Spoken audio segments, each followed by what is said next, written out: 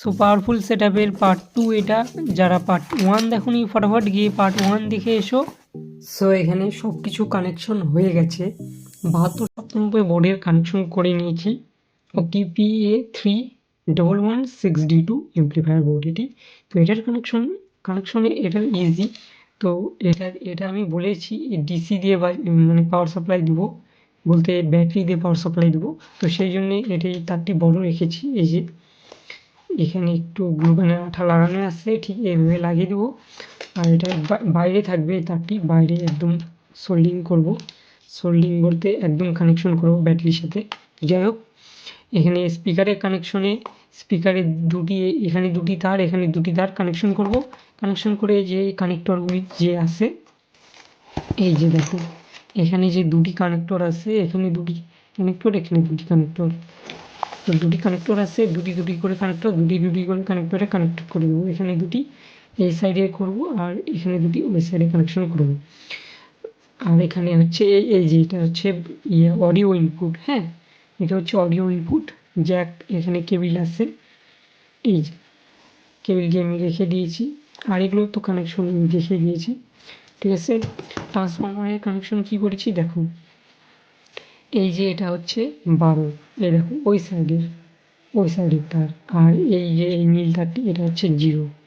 এই যে দেখো এটা হচ্ছে 0 মিডলে। দেখো একটু জুম করে দেখাই, এই যে দেখো এটা হচ্ছে 0। এই যে 0। আর ইয়েলো তারটি এটা হচ্ছে 12, কিন্তু এই সাইডের।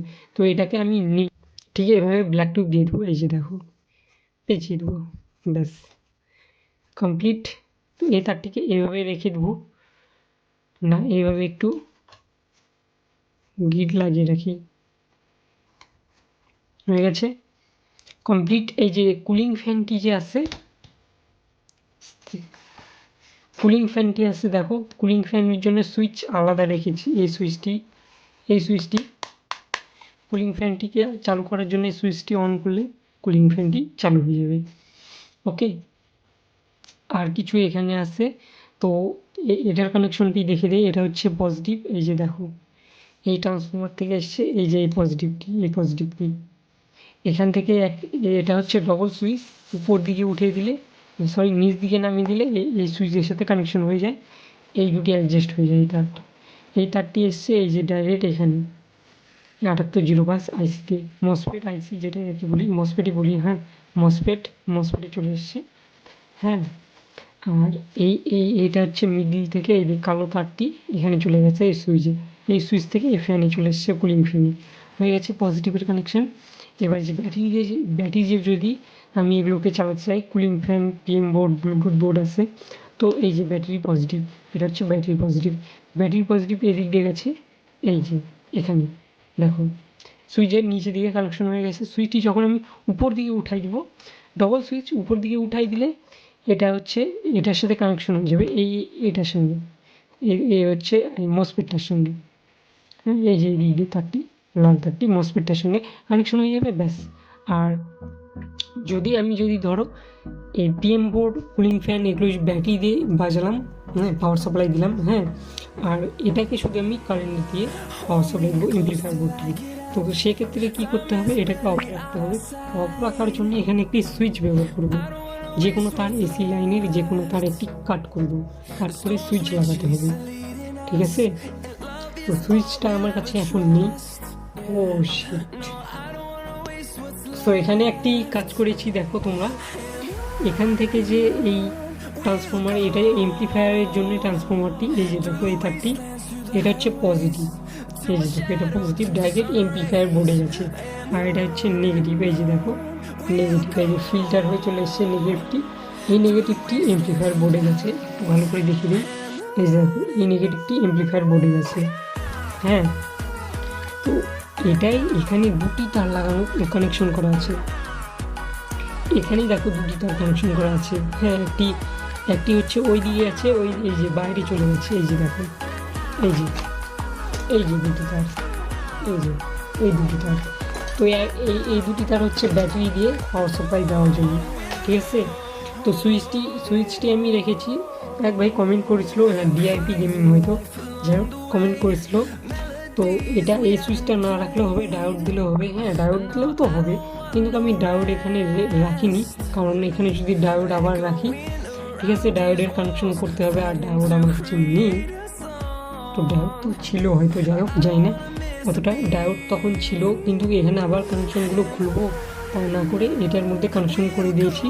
সুইচটি অন করে রাখলে ব্যাটারির সাথে মানে ব্যাটারিটিকেও চার্জও করতে পারবো আমি, ঠিক আছে, যদি কোনো ব্যাটারি চার্জ করতে হয় চার্জ আমি করতে পারবো এটার সাহায্যে। আমি ব্যাটারি চার্জ করতে পারবো, ঠিক আছে।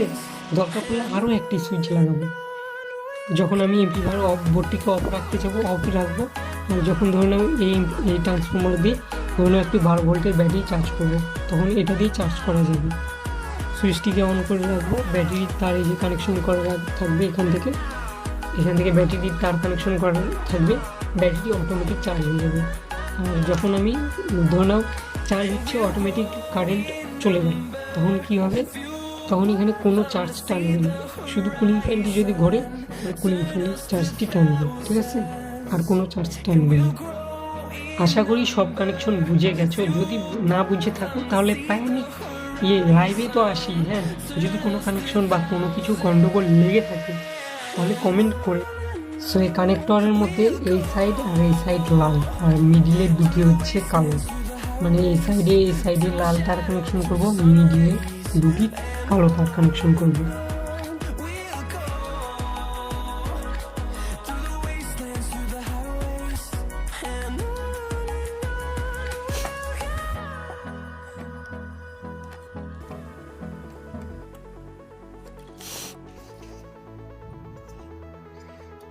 এটা হচ্ছে প্লাস আর এটা হচ্ছে মাইনাস। এটার ক্ষেত্রেও তাই, দেখো এদিকেরটা হচ্ছে প্লাস, এদিকেরটা হচ্ছে minus.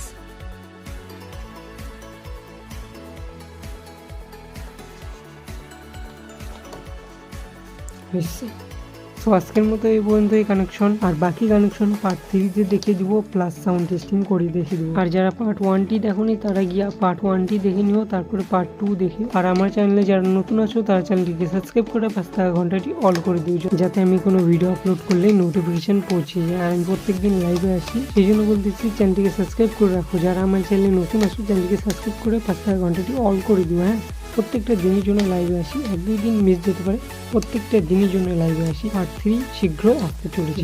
Thank you for watching.